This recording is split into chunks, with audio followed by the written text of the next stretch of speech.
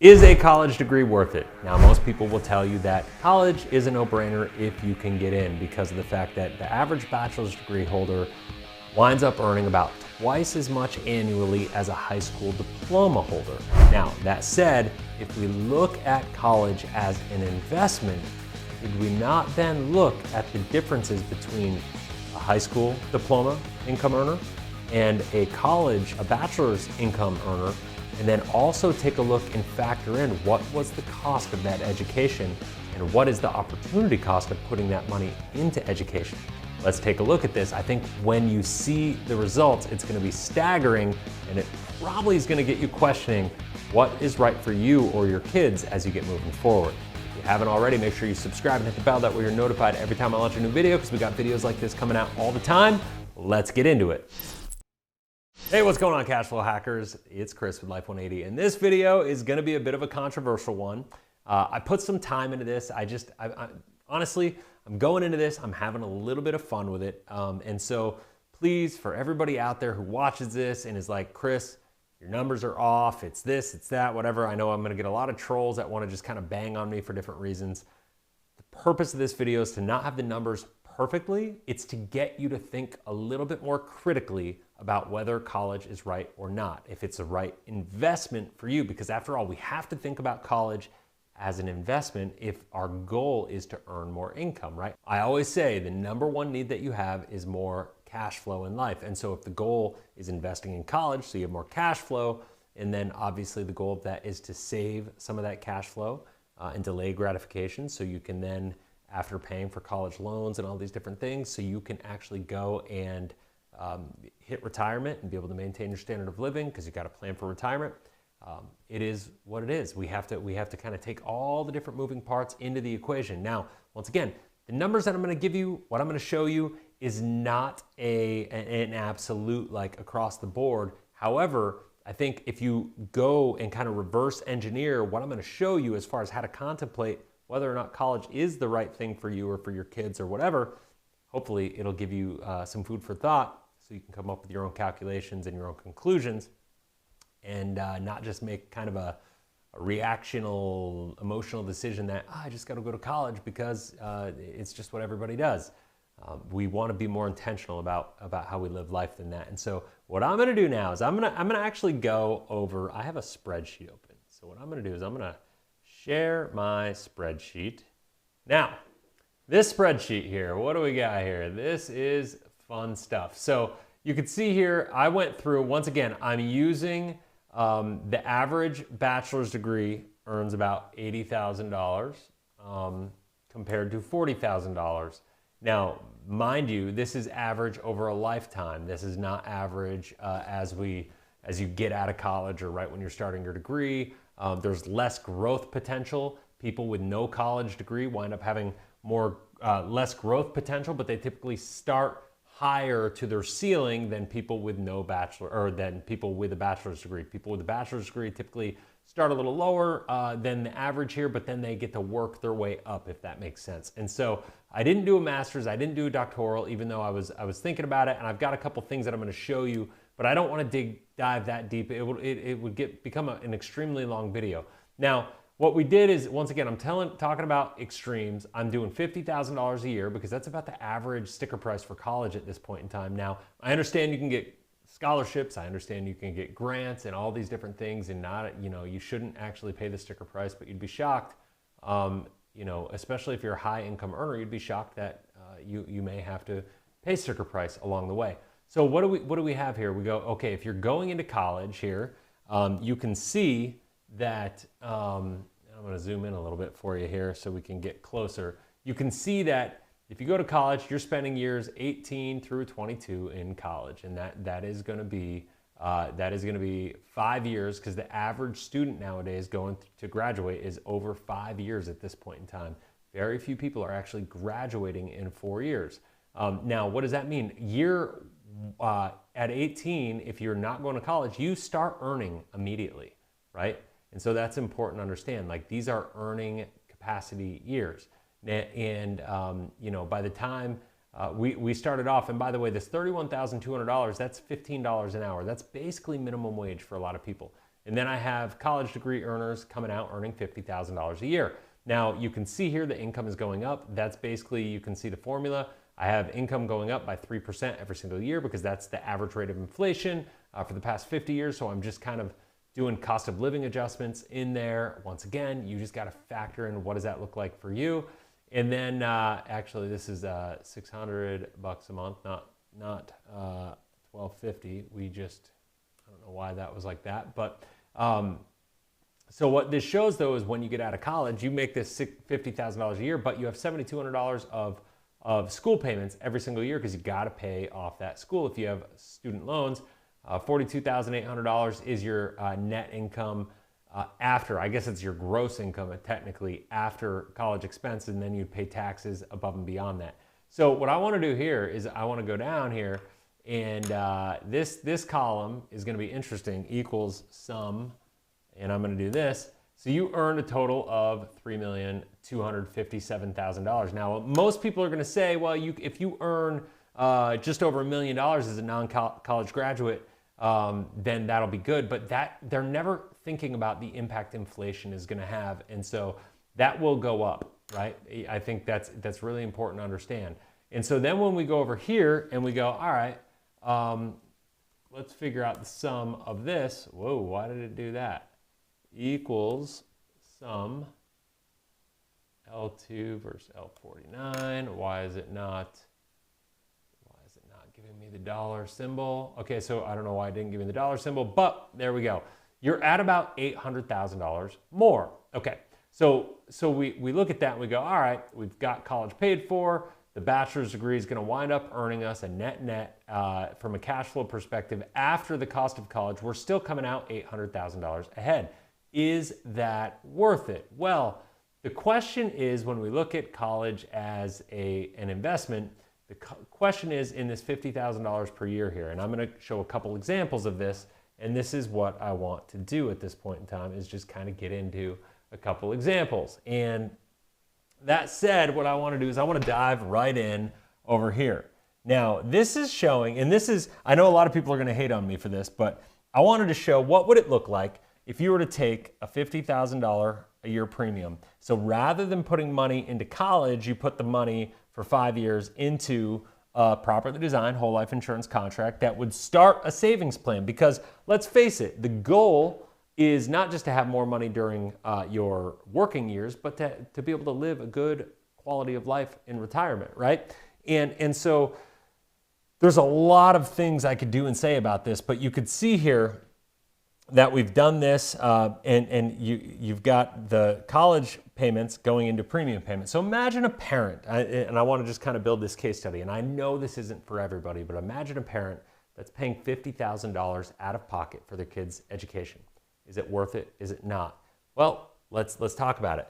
If you put that $50,000 instead of education and you said, oh, made the kid go get an internship or do a mentorship and just do some sort of apprenticeship outside of this, but instead of that, you funded a whole life policy for them. Well, over this time, you're going to put $250,000 into the premium, but look at this, after 5 years, you've got $256K available, right? So it's growing. You've set them up with the death benefit. This is where when I talk about cash flow hacking, right? We talk about building a financial foundation so you can then grow upon it and leverage this money for real estate investing, for business creation, or anything like that. So imagine, they got an internship or a mentorship with somebody, or just decided to build their own business, and they could do that while they were living at home and not have a lot of risk. And now you can see here, what I did in this situation is I did what's called a reduced paid up, meaning that there's no more insurance charges. I reduced the death benefit. You can see the death benefit drops from 2 million to 1.1 million right here. And there's no more insurance charges. This is a completely paid up policy. And from here on, this death benefit continues to grow, right? Or the cash value and the death benefit, for that matter, continue to grow. Now, what I want to show you here in the next policy, or the next slide, as we go down to age 65 at year 47 in the policy, this policy has $2 million in it. So what is the opportunity cost of that parent paying for their kid's college? If they were to put that into a whole life policy, which, by the way, this can happen on almost as predictable a basis as any other asset on the face of the earth, we're talking about creating generational wealth. You're talking about $2 million. $2 million in this account with as much predictable result as possible. All the while, they have this operating capital that they could utilize for real estate investing to absolutely destroy that. So rather than have your kid go to college, you could completely set them up so they'd be a real estate investor and or a business owner or something of that nature. Or guess what? Even if they did nothing of the above, if your kid was kind of like what most people would look like is just kind of average, or they could go to, I don't want to like disparage any specific thing, but they could go get a $20 an hour job and make $40,000 a year. And if they went and got that and were just making 20 bucks an hour, making $40,000 a year, they'd still retire with $2 million. Now, I don't know about you, but for me, knowing what I know, the average American retires with less than 500K. So with no college degree, just by reallocating those college funds, you're talking about $2 million. And now, can they go to college and earn, on average, about $800,000 more from a cash flow perspective over their working career? Sure, they can, but the opportunity cost there, going to college in a traditional sense like this, is about a $1.2 million mistake. 2 million minus that 800,000 is that mistake. Now, that said, what I want to do is I want to go back here, and I realize, all right, that's an extreme example. A lot of people are going to say, Chris, college doesn't cost $50,000 a year. All right, it's fair. I'm not going to argue that. A lot of people can get grants and scholarships and stuff like that. Let's take this example and say, all right, what if it was just $25,000 a year? And these last 2 years are there, but you could see they're being paid out of the policy, so it's not actually out of cash flow. It's a self-sustaining thing. And then after year 7, once we're through the MEC period, the 7 pay test period, you could see it's a completely reduced paid up policy, and you have this net cash value that's growing right there, and this is powerful stuff. And you can see here, and I don't have it up in front of me right now, but ultimately, I don't know why I didn't include that image, but I can look. I'm going to tell you this. It's got $925,000 at 65 years old. Right? So $925,000. So once again, even schooling at 20, if you're saving $25,000 a year, you're still coming out ahead at $925,000 at age 65. Now, is that going to be enough? No, but it's certainly a good start, and it's certainly ahead of what most people do from the perspective of retirement planning and how much money they have at retirement. And I think when you tap in, if Social Security is going to be there, I think when you tap in, if you save a little bit of money as you're going through your working career, then you could absolutely have a better quality of life. Not to mention, you could create, if you're looking at this number, I've got once I hit 30 years old, imagine if I just worked my job and I saved this money up, and now all of a sudden I got $222,000 I have access to. I can now go buy probably 2 real estate properties, right? Now those 2 things are going to create more wealth for me at the same time, right? So I can go through and I can do that. And my kid, I mean, this is why I'm always telling people, my brain's all over the place right now because this is just such a crazy conversation.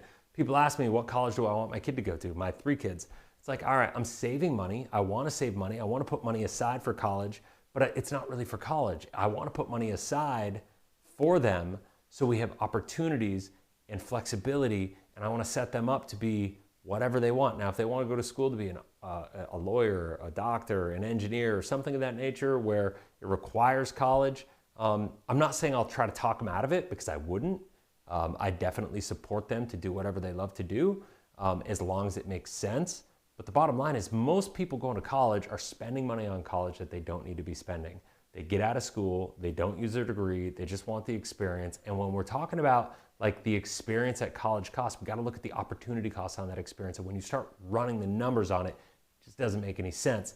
I know too many people that went to school, that got out of school, that are doing a job now that they don't need a degree for, and they didn't really learn anything in school that is a directly applicable to their earning potential, right? most of the earning potential that they've had has come after school. And so we got to start being more intentional. We got to start living intentionally for excellence. We got to start thinking about what are we doing with our money. We got to operate more efficiently with our money. We got to make better decisions from an efficiency perspective with our money. And from this perspective is why I don't like 529 accounts, because 529 accounts have to go to college. If I saved in a whole life policy for my child, then this money can be utilized for school. I could also imagine I don't wait until age 19 to do this for my kid, but I do this at age 9, right?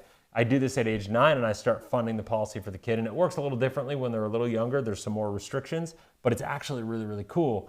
But imagine when that happens, that when they got to school, we had the money for college, or if they decided not to go to college, we had complete flexibility. They could do real estate. They could invest in a mentorship program. They could go, get taught how to run a business and build a business. They could start investing in real estate right out of the gate, right?